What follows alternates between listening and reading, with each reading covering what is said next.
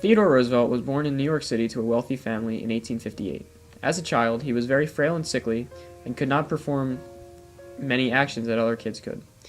He began to exercise more to try to overcome his asthma and quickly found the benefits of physical exertion. He was mostly homeschooled until college, but he graduated from Harvard in 1880 and went on to go to Columbia Law School. After a year of going there, he dropped out to go into public service. After dropping out of college, Teddy served 2 terms on the New York Public Assembly from 1882 to 1884. Then, President Harrison appointed Teddy to the Civil Service Commission, eventually being reappointed by President Cleveland. Following this, Teddy became colonel of the Rough Riders in the Spanish-American War. Finally, after returning to the political scene, the New York political machine supported Roosevelt and allowed him to win the governorship. After being the New York governor, Roosevelt became the vice presidential candidate for William McKinley. The Republicans' worst nightmare had come to pass.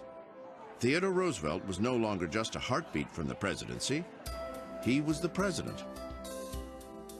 TR, as he liked to be called, was a complicated man, a mass of contradictions, and he could not be bullied. He was a conservative, yet he fought for reform. He was a hunter who started the conservation movement, a hawk on war who won the Nobel Peace Prize. Perhaps the only thing. After William McKinley was shot in 1901 at the Pan American Exposition and Roosevelt became president, he had a lot on his plate as the first president of the Progressive Era. His square deal promised to battle large trusts who threatened to restrain trade in the country.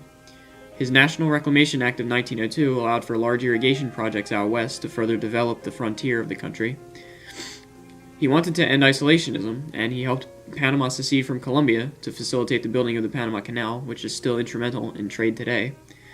He issued a corollary to the Monroe Doctrine to prevent foreign intervention in Latin America, which essentially gave the United States control over the entire Western Hemisphere as far as intervening in conflict. And he also wanted to develop the Navy so that we would be better prepared if a war were to arise. At the end of his presidency, he chose not to run in 1908 and threw his support behind William Howard Taft, who supported many of the same things that Roosevelt stood for. Progressivism was a political movement based on the idea that the government should have a role in correcting the ills and inequalities of America's political, social, and economic landscape. Progressivists wanted to orchestrate reforms. They believed the government should mediate between the conflicting forces like capital and labor, isolationism and expansionism, and conservation and development. Roosevelt extended executive powers to new heights and fought for progressive reforms that would heighten government control, including giving the Interstate Commerce Commission powers to set the railroad rates. He laid the groundwork for modern administrative policies. After throwing his support behind Taft in 1908, Roosevelt shifted his focus to running for a third term for president in 1912. His campaigning started in 1910 when he went overseas to do a speaking tour. During this tour, he learned that President Taft was not carrying on his legacy as he had hoped he would, and quickly became disenchanted with Taft's presidency. During his series of speeches, he advocated for Americans to move beyond purely legal justice to a higher ethical justice where people thought less about individual rights and more about their duties as citizens. Roosevelt's new nationalism speech argued that the right to property should only be given if it benefits the community, and supported the redistribution of wealth. However, he did not support socialism, which many of his critics were quick to point out. He continued to call for the federal government to expand regulatory powers to deal with industrial capitalism and the struggles that came with it.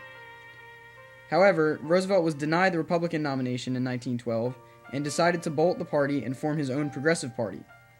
However, he was unsuccessful in the 1912 election, as Woodrow Wilson won the presidency while Roosevelt was only able to carry 6 states.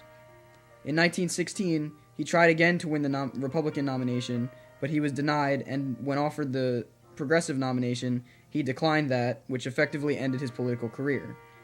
While not directly affecting the political landscape, Roosevelt continued to press for progressive reforms until his death of coronary embolism in 1919.